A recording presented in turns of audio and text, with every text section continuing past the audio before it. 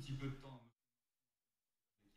Néanmoins, beaucoup de questions demeurent. Alors j'ai essayé d'être le plus rapide possible, hein, mais on continuera pendant toute la fin de ce webinaire à essayer de répondre aux questions qui sont posées. Donc, Monsieur le secrétaire général, Monsieur Philippe Delorme et vos collaborateurs, est-ce que vous nous entendez? Oui, très bien, merci beaucoup. La parole est à vous. Merci infiniment. Mesdames et messieurs, nous sommes très heureux de vous rencontrer aujourd'hui. Je remercie Madame Gilles de nous avoir associés à cette rencontre qui s'inscrit à la suite d'un an et demi d'un dialogue confiant et constructif avec toute l'équipe du CEE. Dialogue pour adapter le cadre d'évaluation aux particularités de l'enseignement privé sous contrat. Nous avons fait le choix, avec la présidente du CEE, de ne pas limiter le cadre de l'évaluation à la seule partie relevant du contrat, parce que nous considérons que les établissements de l'enseignement privé associé par contrat forment un tout, inspiré par un même projet, et qu'il serait sans aucun doute réducteur d'en évaluer qu'une partie. Même si, comme l'a rappelé Madame Gilles il y a quelques instants, il est convenu que le rapport d'évaluation ne pourra porter que sur la partie contractuelle du fonctionnement de l'établissement. À travers la présentation qui va suivre, nous espérons vous faire percevoir les principales spécificités de notre réseau enseignement catholique qui rejoignent ou permettent d'appréhender celles de l'ensemble des établissements sous contrat, quel que soit le réseau, quel que soit leur caractère propre. Donc en un premier temps, Pierre Marcelier, délégué général aux relations politiques, abordera la question de l'établissement privé et association à l'État. Dans un second temps, Yann Diraison, adjoint au secrétaire général, abordera la question du chef d'établissement. Et enfin, Nathalie Tretiakov, adjointe au secrétaire général, parlera de la mise en œuvre de la liberté éducative et pédagogique des établissements. Donc, je donne la parole à Pierre Marcelier. Merci, bonjour à toutes et à tous. Madame Gilles a rappelé, Madame la Présidente, tout à l'heure que l'évaluation avait un cadre légal. Et donc, nous procéderons un peu de la même manière pour essayer de mieux présenter ce que sont les établissements privés associés à l'État par contrat, de s'ancrer dans leur cadre juridique. Et l'essentiel, finalement, ça pourrait quasiment suffire, l'essentiel est exprimé dans l'article 1er de la loi Debré, dont je vais reprendre la majeure partie des éléments pour cette présentation. L'article commence sur la liberté de l'enseignement, proclamée et respectée. Mais elle se poursuit par « elle en garantit l'exercice ». Oui. Excusez-moi, monsieur le secrétaire général. Oui. Nous avons des difficultés de son. Ah. Vous n'êtes pas audible. Zut alors. Alors, je vais me déplacer.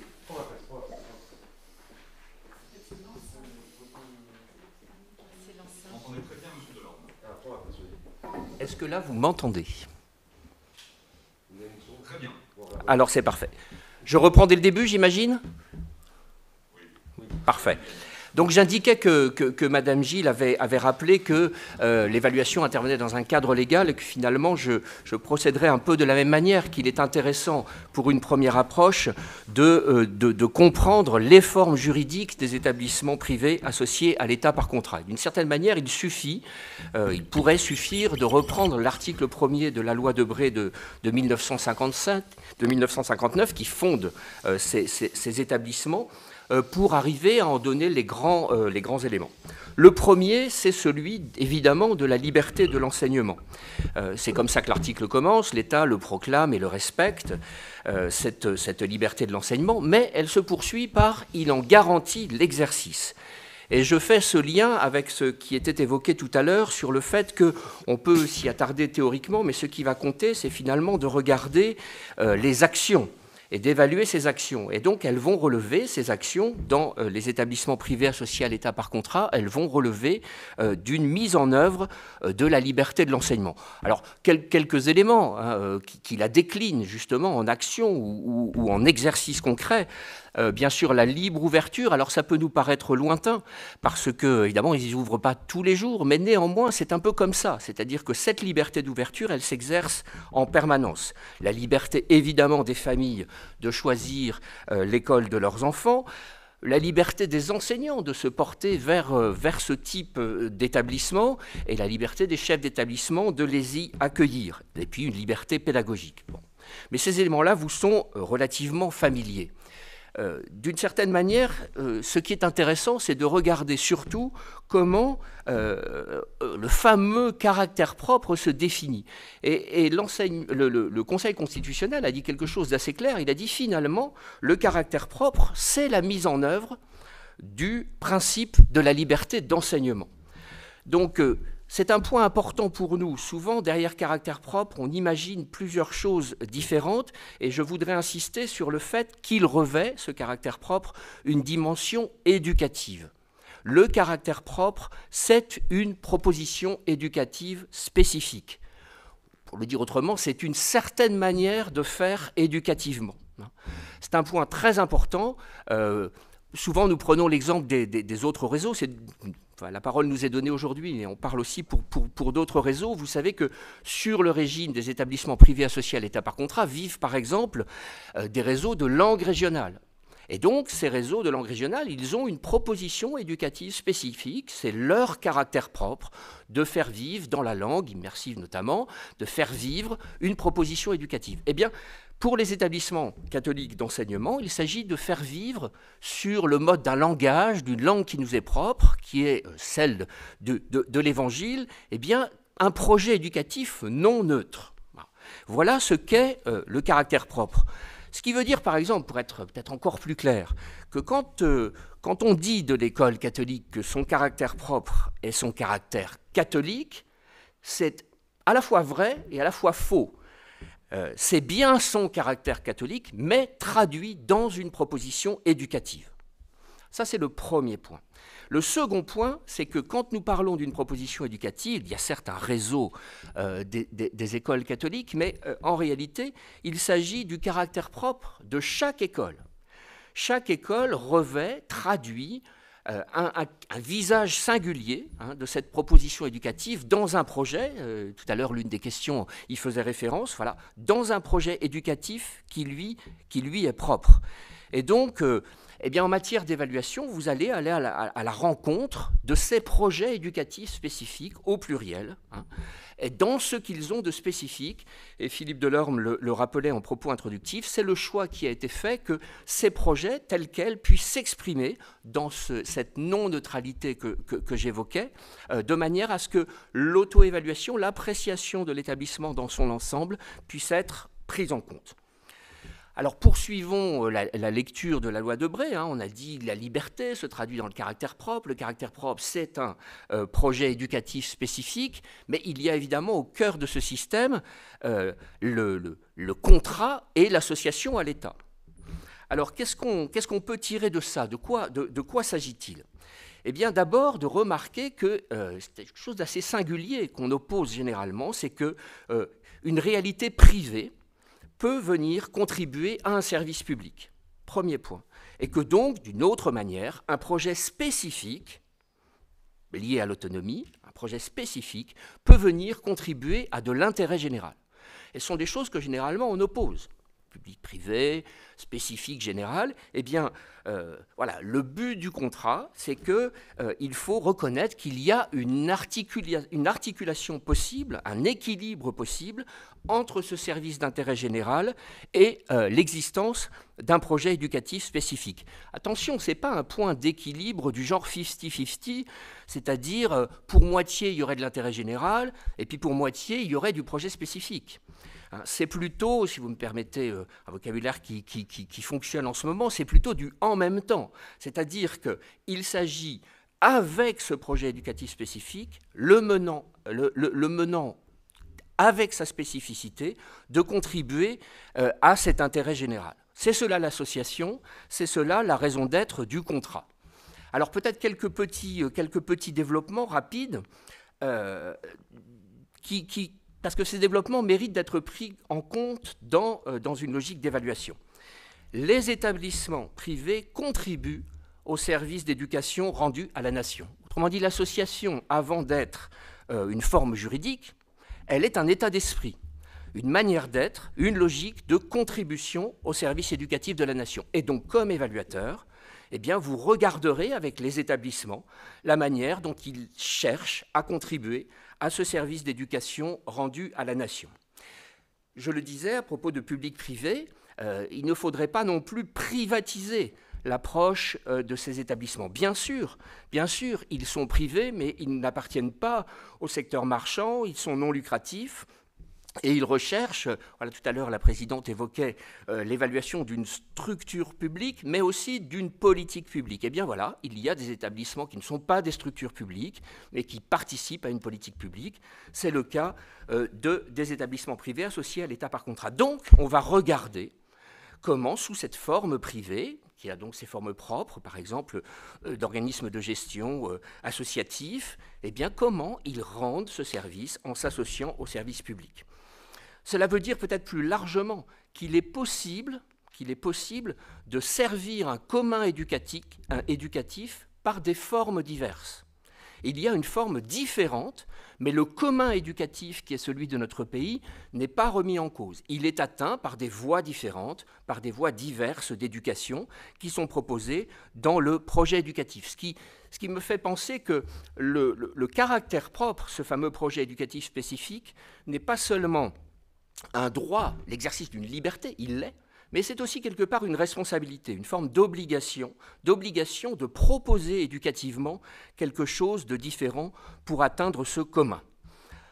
Pour terminer, peut-être une ou deux, trois questions que vous pourriez vous poser, et je me réfère toujours à cet article premier de la loi Debré, où ces éléments figurent, ceux de la liberté de conscience et celui de l'ouverture à tous. Tous les enfants, sans distinction d'origine, d'opinion ou de croyance, y ont accès. Eh bien oui, ce projet n'est pas neutre, voilà, il est qualifié, c'est le caractère propre, mais néanmoins, cela ne heurte pas ni la liberté de conscience, ni l'ouverture à tous. Ce projet est proposé à tous, et c'est là que la liberté de chacun compte. Cette liberté, elle vient le choisir, elle vient choisir ce projet. Il n'y a donc pas d'atteinte à la liberté de conscience, bien au contraire, c'est elle qui s'exerce au moment du choix. Et ça fonctionne pour les familles, ça fonctionne pour les enseignants. Il y a donc des conséquences importantes. Alors comment ça marche ? Eh bien, finalement, chacun, et vous le verrez à travers les communautés éducatives que vous rencontrez, chacun se fait une sorte de devoir de conscience de participer à ce projet, quel qu'il soit. C'est-à-dire que ce sont des hommes et des femmes de bonne volonté, ils ne sont pas tous forcément directement reliés pour nous au caractère catholique de l'établissement, mais ils ont souhaité participer à ce projet avec les caractères qui lui sont propres. Donc voilà pour la liberté de conscience, rapidement dit. Et puis un deuxième sujet qui peut-être est relié, un petit mot sur la laïcité, qui peut surprendre tel ou tel. Eh bien, vous reprécisez que les écoles catholiques se reconnaissent parfaitement dans une laïcité telle qu'elle a été écrite dans la loi de 1905, en consacrant à la fois le respect de la liberté de conscience et d'expression, la liberté religieuse, la reconnaissance de l'égale dignité de chacun et le refus de toute discrimination. Donc il n'y a pas de sujet autour d'un pour ou contre la laïcité, dès lors que l'on comprend bien que la laïcité est un moyen, ce n'est pas une fin en soi, mais un moyen au service de la liberté, de l'égalité et de la fraternité. Je vais laisser la parole à mes congénères pour vous préciser d'autres éléments. À partir d'une définition que je pose en conclusion, une école catholique, celle que vous allez aller rencontrer sous la forme d'établissement privé associé à l'État par contrat, c'est un projet éducatif qui rend un service d'intérêt général, c'est une communauté éducative composée des élèves, des parents, la communauté de travail, de tous les bénévoles, et puis elle est établie par un chef d'établissement au titre d'une mission pour nous qu'il a reçue d'une autorité de tutelle de l'Église, et ce sont ces trois éléments qui vont structurer la suite du propos. Je vous remercie de votre attention. J'enchaîne donc directement sur cette communauté éducative et plus particulièrement sur son pilote, qu'est le chef d'établissement. Le statut et la mission des chefs d'établissement de l'enseignement catholique reposent chez nous sur deux textes fondamentaux, le statut de l'enseignement catholique et le statut du chef d'établissement de l'enseignement catholique. Il est important de vous préciser, avant de démarrer, que lorsqu'on parle de chef d'établissement chez nous, on entend aussi bien le chef d'établissement du premier degré que le chef d'établissement du second degré, sans aucune différence, ni de mission, ni de responsabilité, ni de statut social. D'ailleurs, le statut du chef d'établissement de l'enseignement catholique est un statut unique. Donc quand je parle dans la suite de mon propos de chef d'établissement, c'est toujours en entendant en même temps et de la même manière premier et second degré. Le cœur de la mission du chef d'établissement vient d'être donné par Pierre Marcelier. On le retrouve dans l'article 32 du statut de l'enseignement catholique. Cet article, sous le titre « Une école catholique est une société éducative confiée à un chef d'établissement », définit cette mission de la manière suivante.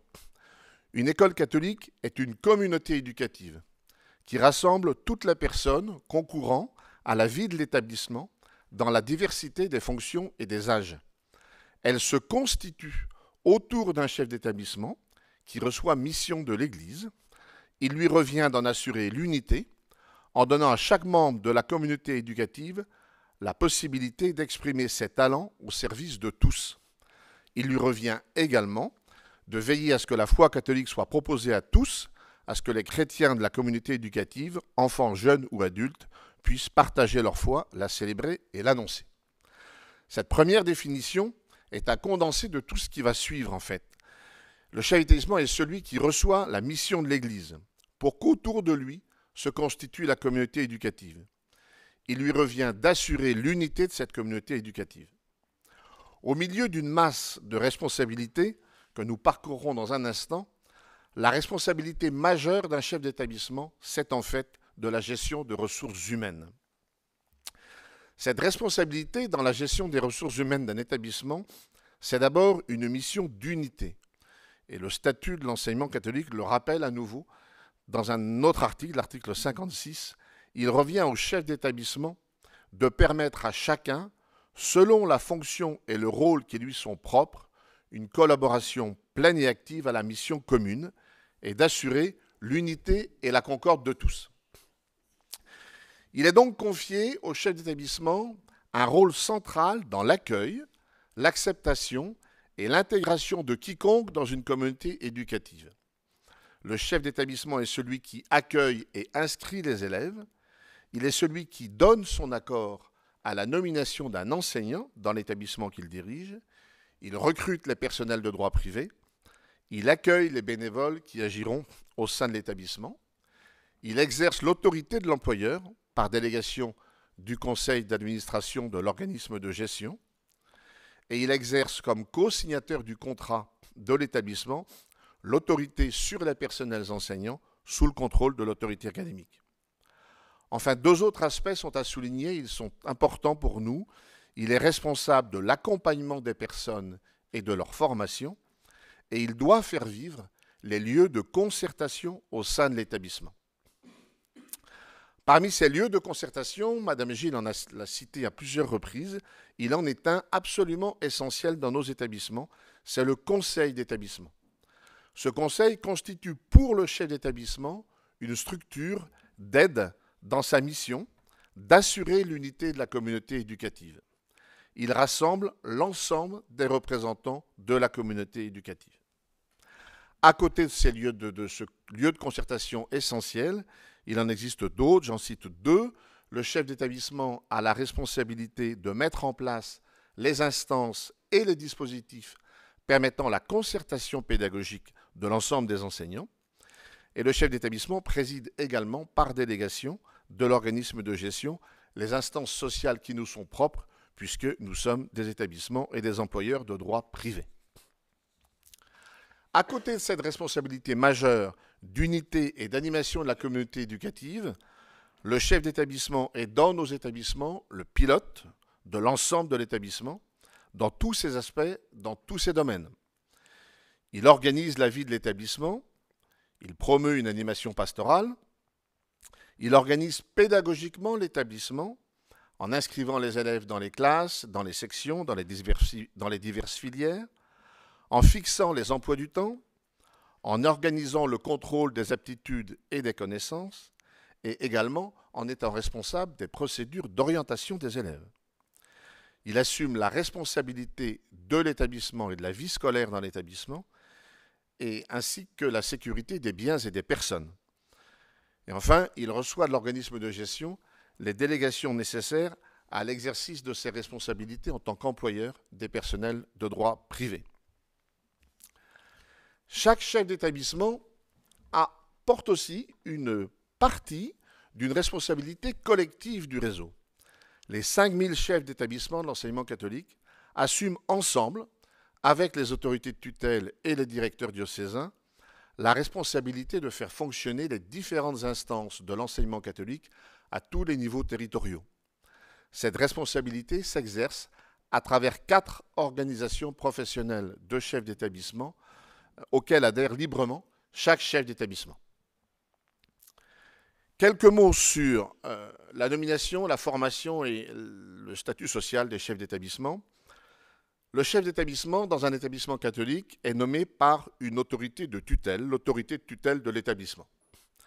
Cette autorité de tutelle est un responsable ecclésial. Il est soit le directeur ou la directrice diocésaine, et dans ce cas-là, on dit que l'établissement est sous tutelle diocésaine, ou soit le ou la supérieure majeure d'une congrégation religieuse, et dans ce cas-là, on dit que l'établissement est sous tutelle congréganiste. Dans un établissement, la tutelle est responsable de la nomination du chef d'établissement, de son envoi en formation, de son accompagnement, de son évaluation, et s'il le faut, de mettre fin à sa mission. La tutelle est aussi responsable, Madame Gilles l'évoquait tout à l'heure, de ce que nous appelons chez nous des visites de tutelle, qui constituent des rendez-vous réguliers au cours duquel la tutelle rend visite à l'ensemble d'une communauté éducative. La nomination d'un chef d'établissement est donc un envoi en mission par cette autorité de tutelle et elle est manifestée par la remise de ce que nous appelons une lettre de mission qui fixe les grands objectifs de la mission confiée. La formation des chefs d'établissement, qui est donc une formation unique, à nouveau, entre tous les chefs d'établissement, se déroule sur 3 ans. Une première année de détermination qui permet au candidat et à sa tutelle un discernement double conjoint sur la capacité du candidat à remplir la mission qui lui sera confiée. Une deuxième année qui est une année de formation préalable, avant la prise de fonction. Et enfin, une troisième année, dite année post-nomination, qui se déroule pendant la première année de prise de fonction. Les 2 dernières années, l'année préalable et l'année de post-nomination, conduisent à une certification professionnelle, le titre de dirigeant d'organisation scolaire, éducative et ou de formation, reconnu par France Compétences, dont le secrétaire général de l'enseignement catholique est le certificateur. Ce titre vient d'obtenir son 3e renouvellement pour une période de 5 ans. Dernier point de mon propos, le statut et la situation sociale du chef d'établissement. Le chef d'établissement dans un établissement catholique est un cadre dirigeant. Il est salarié de droit privé et salarié de l'organisme de gestion de l'établissement, même si, en même temps, il peut, et souvent il exerce, des fonctions d'enseignant. L'organisme de gestion, le plus souvent sous la forme d'une association de loi 1901, que l'on appelle très fréquemment OGEC, est le support juridique de l'établissement. Il est l'employeur de tous les personnels de droit privé. Et les OGEC des établissements sont fédérés dans un réseau national. Dans le conseil d'administration d'un établissement, conseil d'administration de l'OGEC, l'autorité de tutelle de l'établissement, le président de l'APEL, l'association de parents d'élèves de l'établissement, et le président de l'union départementale des OGEC sont tous les membres de droit de ce conseil d'administration. Enfin, la rémunération des chefs d'établissement est régie par le statut du chef d'établissement. Elle comprend 3 parts, une indemnité de fonction fixe et identique pour tous les chefs d'établissement. Une deuxième part qui est une indemnité de responsabilité qui est liée à la taille de l'établissement. Et enfin une troisième part qui est une part évolutive, un avancement triennal qui dépend de l'évaluation faite tous les 3 ans par l'autorité de tutelle. Je vais pour ma part poursuivre sur la manière dont nous exerçons, dont nous mettons en œuvre la liberté éducative et pédagogique à laquelle nous invite le caractère propre. Yann Diraison vient de parler de la responsabilité du chef d'établissement. Je rajouterai que par rapport à sa responsabilité, qu'il est le responsable éducatif et pédagogique de l'établissement et que c'est lui qui veille à ce que les ressources, qu'elles soient humaines, matérielles, pédagogiques, financières, immobilières, soient bien mises au service d'un projet d'éducation qui est lui-même au service des élèves qui l'accueillent. Et je vais du coup développer dans un premier temps le projet d'éducation, c'est-à-dire le projet éducatif sur lequel va se fonder le projet d'établissement dont Madame Gilles a parlé tout à l'heure. Ce projet éducatif, il est le garant à la fois de l'unité de l'établissement, mais aussi de sa communauté. Donc ce projet éducatif, c'est en fait la lecture, la manière dont le caractère propre va se lire au sein de chacun des établissements. Ce projet est inscrit dans les orientations de la tutelle et dans celles du diocèse, et le projet éducatif dit l'identité de l'établissement au travers des visées éducatives et pédagogiques qu'il se donne. Il est ainsi le garant de la cohérence de l'ensemble, en veillant notamment à ce qu'il ne soit pas fait de distinction, ou de séparation plutôt, entre le temps d'apprentissage et le temps de l'éducation, et en favorisant toutes les approches interdisciplinaires et collaboratives au service d'une éducation intégrale des jeunes. Du coup, et je reviens là sur un point qui a été posé par Madame Gilles, le projet d'établissement, pour nous, dans notre réseau, est alors une déclinaison du projet éducatif de l'établissement. Ce projet d'établissement va permettre de déployer dans le temps, pour une période donnée et sur plusieurs volets, le projet éducatif. Et ces volets pouvant être volets pédagogiques, éducatifs, pastoral, d'internat, que vous serez peut-être amenés à découvrir au moment de vos visites. Le projet d'établissement, du coup, permet aux équipes, sous l'impulsion du chef d'établissement, de se donner pour une période donnée des priorités de travail. Il est validé par le conseil d'établissement, comme l'a dit Yann Diraison tout à l'heure, qui réunit pour lui des représentants de l'ensemble de la communauté éducative. C'est par cette articulation entre projet éducatif et projet d'établissement que nous touchons là une des caractéristiques majeures de nos établissements et qui permet en fait de déployer ce que Pierre Marcelier exprimait comme la spécificité de chacun des établissements de notre réseau.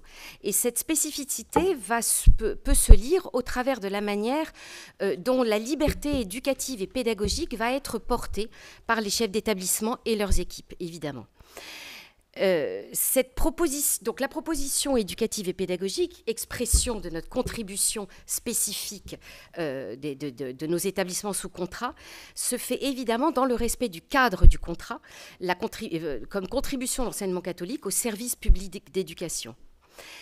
Cette proposition s'exprime par l'exercice d'une liberté d'enseignement nous permettant de contribuer de façon originale et spécifique. Ainsi, tout en étant garant des programmes et des horaires, le chef d'établissement, en concertation avec son équipe pédagogique, est invité à exercer sa liberté de manière à adapter l'offre éducative et pédagogique aux besoins des élèves qui lui sont confiés, d'initier des pratiques collaboratives au sein des équipes afin de permettre une plus grande articulation, par exemple, des dimensions éducatives et pédagogiques ou permettant également un meilleur accompagnement des élèves. C'est la raison pour laquelle vous pouvez trouver dans des établissements dans lesquels l'organisation des enseignements est spécifique, parfois originale, avec, je vous cite comme exemple, rupture des récurrences hebdomadaires dans certaines disciplines, abandon des 55 minutes de cours au service de propositions pédagogiques ciblées, mise en place de différenciation, d'ateliers différenciés, de cours en barrette, etc. Intervention aussi pluri- ou interdisciplinaire, projets portés à la fois par la vie scolaire et les enseignants dans le cadre de mêmes projets. Je terminerai sur cette partie-là en disant que le chef d'établissement, il a également la responsabilité de l'organisation de la vie scolaire et vous verrez ainsi des adaptations différentes de la mise en place de règlements intérieurs. Il est aussi arbitre final des décisions qui sont prises en conseil de discipline. Enfin, dernière chose, cette liberté est fondamentalement exercée pour tous et pour le service du bien commun. Et cette liberté exercée donne tout son sens à la dimension de communauté éducative, comme condition essentielle du service éducatif rendu. Je terminerai du coup mon propos sur la communauté éducative. Un établissement... Il faut que je parle plus près. Un établissement catholique est donc avant tout une communauté éducative rassemblant toutes les personnes concourant à la vie d'un établissement. Madame Gilles en a parlé tout à l'heure. Il y a des élèves, évidemment, des enseignants, des parents, mais chez nous aussi, des personnels de droit privé et des bénévoles, tous étant protagonistes et sujets du processus éducatif. Il va revenir au chef d'établissement d'en assurer l'unité, évidemment. Ouverts à tous, nos établissements sont le lieu de rencontre entre deux libertés, celle des parents et celle des enseignants. Et le respect de ces libertés nécessite que soit clairement clarifié l'engagement de chacun dans la mission éducative que nous proposons. C'est la raison pour laquelle le moment de l'accueil au sein de nos établissements est particulièrement signifié par un temps de présentation de notre projet qui va nécessiter de permettre à chacun la libre adhésion au projet. Je vous cite quelques exemples. C'est trois exemples d'ailleurs, parce que nous accueillons un élève qui est un enfant présenté par une famille, que le temps de l'inscription est essentiel et que du coup l'accord de la famille va être généralement recherché, par exemple par la signature d'un contrat de scolarisation ou la signature d'une charte éducative. Voilà, ces documents signifiant véritablement l'engagement dans le projet. Deuxième exemple, c'est parce que nous sommes attentifs à la manière dont la relation éducative se vit dans l'établissement, que du coup, le règlement intérieur va être rédigé en cohérence avec le projet éducatif. Et du coup, vous verrez là des expressions particulières dans les établissements de réalisation à la fois des projets éducatifs et des règlements intérieurs. Et dernier exemple enfin, c'est parce que nous souhaitons que chaque enseignant se sente acteur du projet en accord avec les finalités poursuivies, que l'entrée dans l'enseignement catholique fait l'objet d'un accord. Voilà, projet éducatif, projet d'éducation porté par une communauté sont deux aspects indispensables du développement de notre projet. Merci. Donc, je vais rendre l'antenne, si j'ose dire, puisqu'on m'a demandé de la rendre à 10 au plus tard. Il me reste 30 secondes pour vous dire, bien sûr, que les formations en académie que vous allez suivre vont permettre d'approfondir les points abordés rapidement aujourd'hui. Et qu'on comprend bien, compte tenu de ce qui vient d'être exposé, il était nécessaire d'adapter le cadre d'évaluation, ce que le CEE a fait par sa délibération du 29 juin 2021. Et nous sommes convaincus que cette décision permettra aux établissements d'entrer pleinement dans le processus d'évaluation. Merci de votre écoute.